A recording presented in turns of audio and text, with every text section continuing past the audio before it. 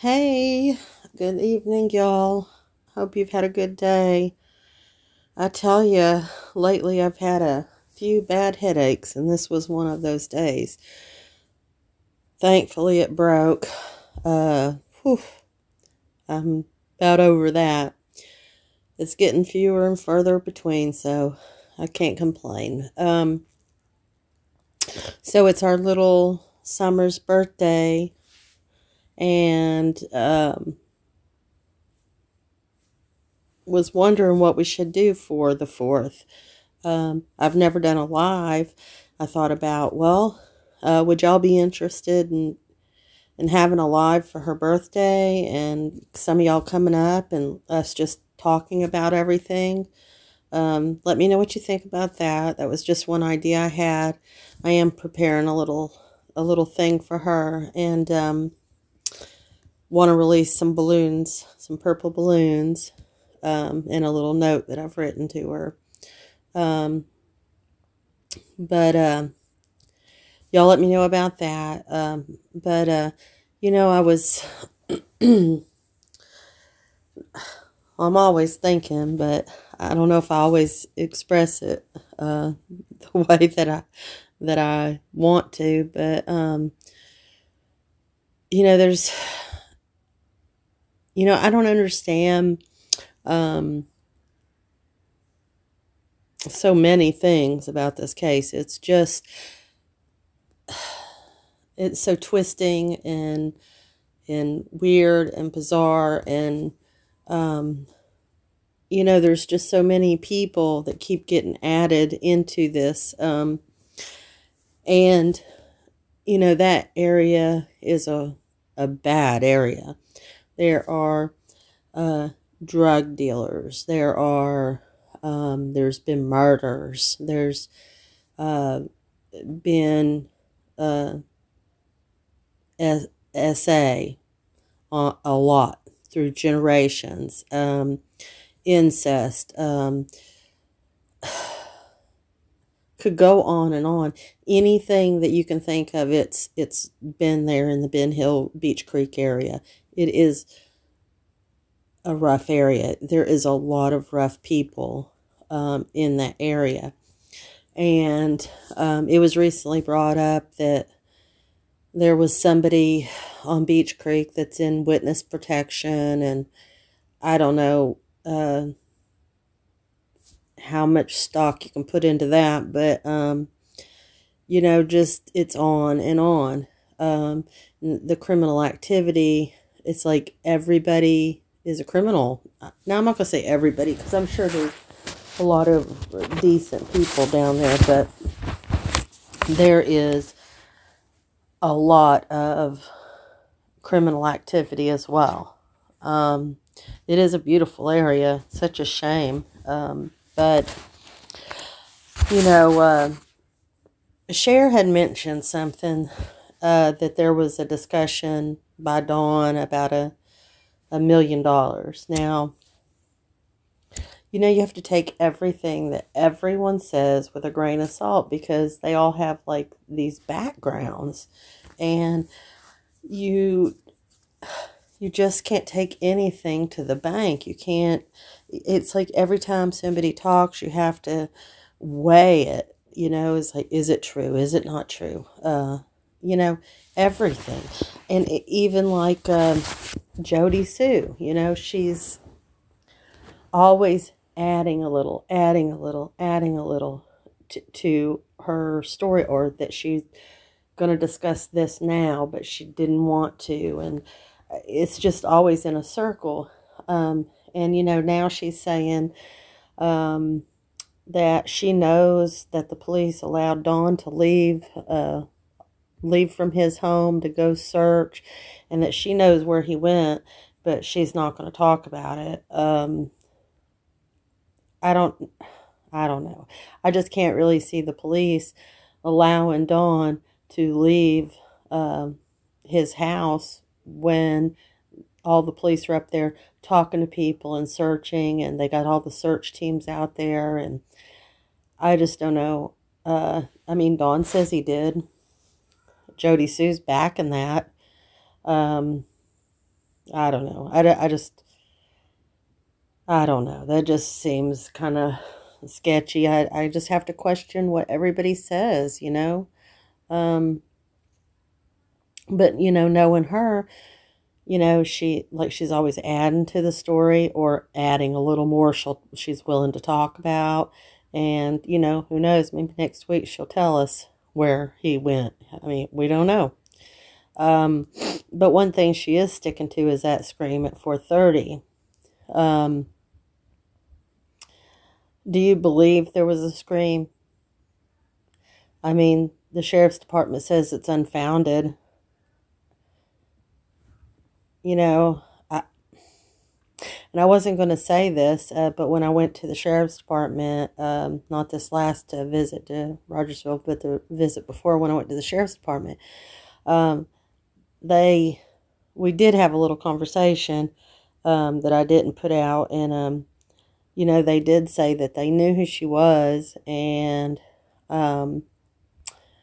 they don't consider her very credible.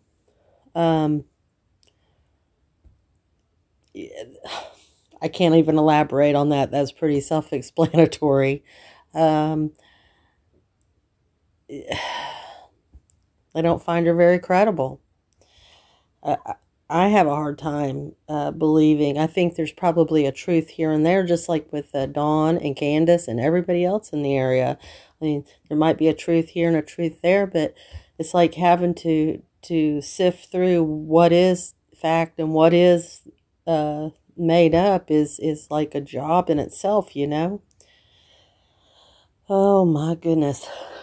But she also says that you know, she heard Candace calling for Summer at 6 p.m.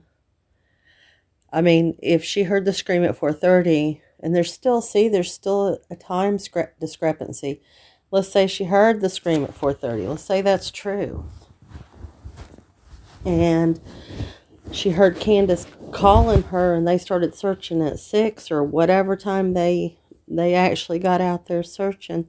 What happened between 4:30 and 6?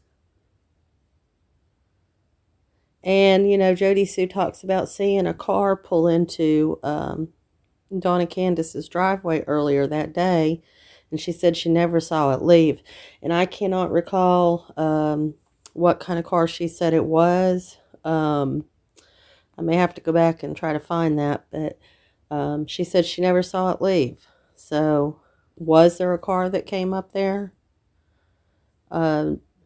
Is something tied to that car? I don't know.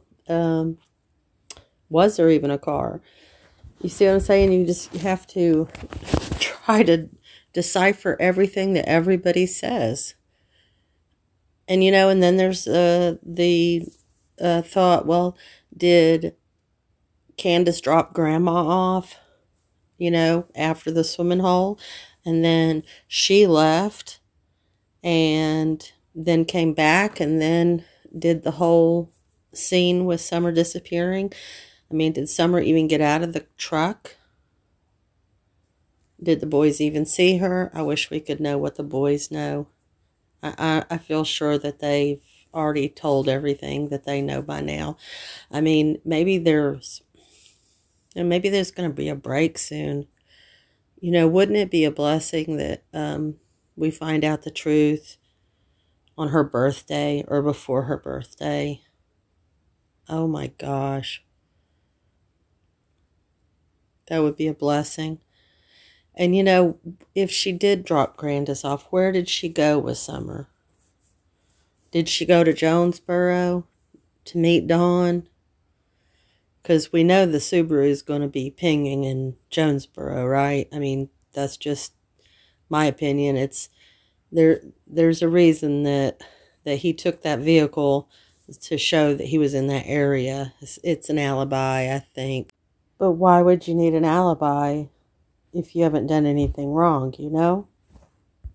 And it's hard to believe for the average person that a parent would do something to harm their child, but it happens all the time. But you know, something kind of interesting on true crime commentary, she said, that she heard. Now, I haven't heard this. She heard that the pings from the cell phones were inconclusive. I don't know about that because I haven't heard anything that's been released about the phone call pings. So that could be just a speculation by someone or, something like that. But if that's true, that's not good, and that could be possibly due to being like in an area that doesn't have service. And there's a lot of areas out there that doesn't have service. I know because I've driven around there, and I've lost service several times.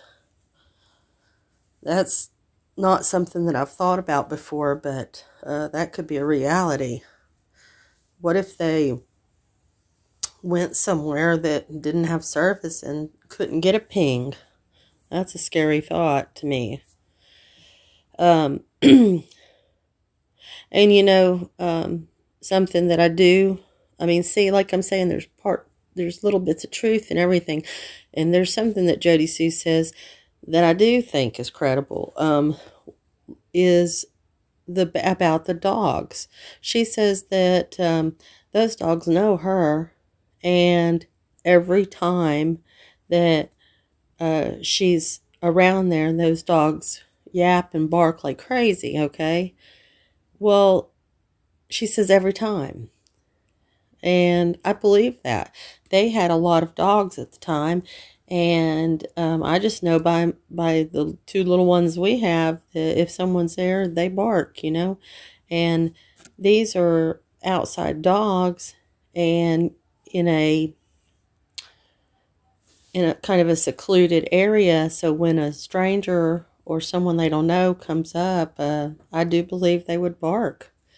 And if they're barking at Jody Sue, a neighbor that's been there for years and years, then if they didn't bark the day Summer went missing and somebody did go up there and talk and get her, then in my opinion, they knew the property. Like I've said all along, they knew the dogs, and the dogs didn't bark. That's a possibility. I don't know. It's just so much to consider,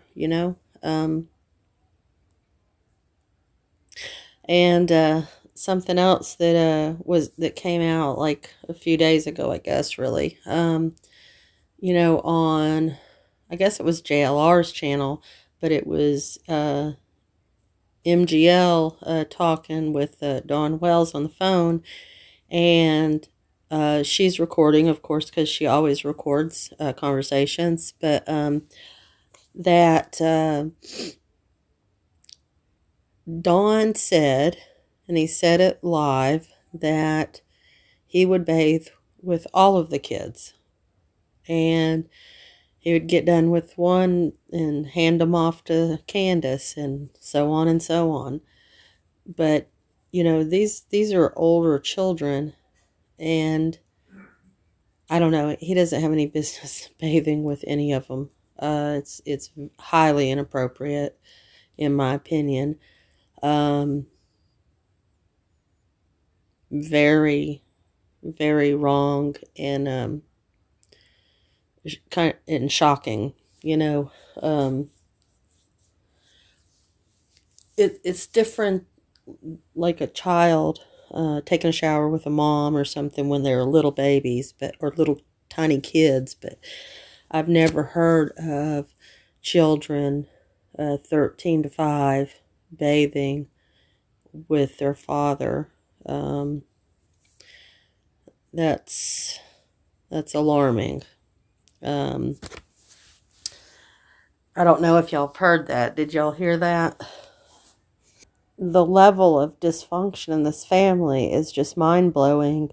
And what mother would allow her husband to bathe with the children like that? I guess we have to be patient and trust that everything will come out in the wash, and they'll have to answer to the police for their wrongdoings. But hey, listen, I want to bring up again, what should we do um, for Summer's birthday to honor her? Um, it's kind of really a sad day, um, because it's going to be coming up 8 months and she's still gone, and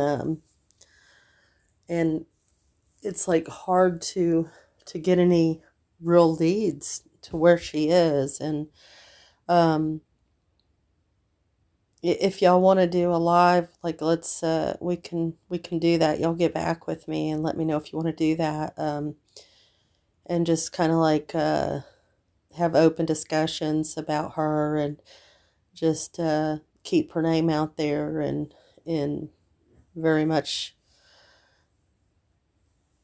uh, in the public's eye, because we have to keep her name out there. We have to keep the pressure on.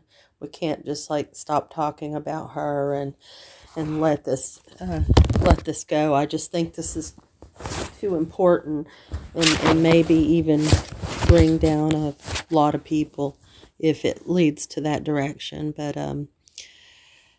it definitely, whatever has happened needs to be exposed, and some justice needs to be brought to this little girl.